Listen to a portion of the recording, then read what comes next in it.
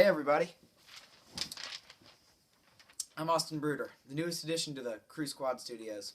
I'm the sports guy. You know, we all like our movies, our comics, even our music, but really what we all need to hear is sports.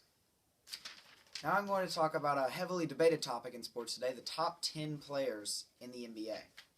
Now I want us to keep in mind one thing: let's pay homage to the best that ever was and most likely ever will be, unless our number one decides to make a push. Alright, we're going to start off with number 10, and that is Dwight Howard. He averages 18.3 points per game and shoots 59% from the field. Now, Dwight Howard is often criticized for his attitude on the court. Many technical fouls. He's played in Los Angeles. That did not go well for him. Kobe Bryant never liked him. They've already gotten into an argument on the court this year. He's often categorized as soft because he does not do too well in the post, honestly. He scores pretty low to be a center. Number 9 center will actually outscore him by 5 points per game. That's a lot. He averages somewhere in like the 12 rebounds per game category. So he plays for the Houston Rockets right now. That seems to be a good fit for him. James Harden and him are trying to win a championship, and honestly, I don't think they're going to do it. James Harden played well at Oklahoma, but his role isn't clearly defined in the Rockets yet. He's kind of a shoot whenever I want kind of guy. Not much supporting cast around him. Chandler Parsons left, so that's going to be difficult for them. Number 9, LaMarcus Aldridge. He actually plays the power forward position. His center is Robin Lopez. He has 11.1 rebounds per game and 23.2 points per game. So he averages a lot of points. He's led the Trailblazers, the playoffs last year. He put the team on his back. He probably used that metaphor a lot, and really carried the team. He's the cornerstone. Damian Lillard is very good. He's young. He didn't make the top 10 list because of that. He's young. He's unproven. But LaMarcus Aldridge is definitely a star to watch out for in the coming years. Next is Paul George. He's number 8 on our list, and he averaged 21.7 points per game. And the reason he's so low on my list is, honestly, I've never been a big fan of Paul George. His attitude is not great at all. In the playoffs last year against the Heat, he was constantly trying to go at LeBron, constantly trying to prove that he's better, even though we all know he isn't. I do feel bad for him, though, because he did break his leg very badly in the Team USA showcase. So we wish him a speedy recovery. He will not be playing at all this season. So he is a very good shooting guard, but I'm not a big fan. Number 7 is Steph Curry. Steph Curry is a fantastic shooter. Son of the NBA great. And him and Klay Thompson make up the quote-unquote Splash Bros. Their three-point shooting is incredible.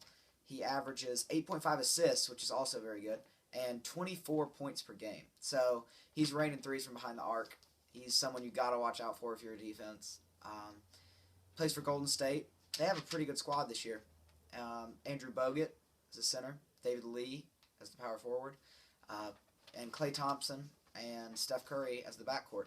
I'm wondering how Klay Thompson will bounce back, because there were many trade rumors about him, and early on in this season he's actually the leading scorer in all of the NBA as of right now. Only a few games in, so it doesn't really tell us much. Blake Griffin. Now, he is a fantasy workhorse. I had him all of last year. He averaged 9.5 rebounds per game and 24.1 points per game. So he does everything in the post. I'd say what makes him better than LaMarcus Aldridge is he seems more comfortable. He averages more points. He's going to be more aggressive on rebounds, and his dunking ability is out of this world. He jumped over a car in a dunk contest. How much better does it get? So we always love to see him around. Next, number 5 in our list is Carmelo Anthony with 27.4 points per game. So he averages a ton of points. Plays for New York. A lot of controversy around him as he's never won a title, and he searches for one desperately. He considered leaving a lot, actually, this offseason, but decided to stay with the Knicks, which I thought was a classy move, even though he was touted that he was going to leave. He's definitely got to watch out for. He plays very hard. almost a little too aggressive, and he's obviously not going to be able to be considered a champion, or even he won't be able to move up this list at all until he wins a championship. He does actually average 0.3 points more than LeBron James last year, so his offensive potential is ridiculous. Like I said, I'm not a big fan of his attitude. Number 4 is Chris Paul. Chris Paul went to Wake Forest, not my favorite university, but still doesn't let me frown upon his accomplishments in the NBA. He has 10.7 assists per game, 2.5 steals per game, and 19.1 points per game. So, I mean, those are ridiculous stat lines. You're going to want him as your point guard. He's dishing the ball out. He's getting it to Blake Griffin, who's number 6 on our list, getting him some crazy dunks, and he steals the ball, 2.5 steals per game. So he causes turnovers, he feeds the ball, and he scores, and he knows when to score. He's very clutch. Our top 3 begin right now. Number 3 might surprise you that he's number 3 and not number 2, but in my opinion, Kevin Durant is number 3 in the league. He averages 32 points per game, but you don't see many other stats. He takes a ton of shots. He's really the offensive leader of the team, so he has a role. Never won a championship. Out of Texas. He is currently injured right now, and he will be out for, I believe it is the first month or 2 of the season. He averages so many points, it's hard to overlook him. He actually won MVP last year, but I thought LeBron actually deserved that. Even though Kevin Durant scored 35 points per game so many times, you have to look at the impact that he's doing. He's shooting. People are giving him the ball, he's shooting. LeBron's passing, LeBron's rebounding, LeBron's stealing, he does everything. So that's why Kevin Durant is actually number 3 on my list. Number 2 on my list is Kevin Love. He's my favorite player in the NBA, actually.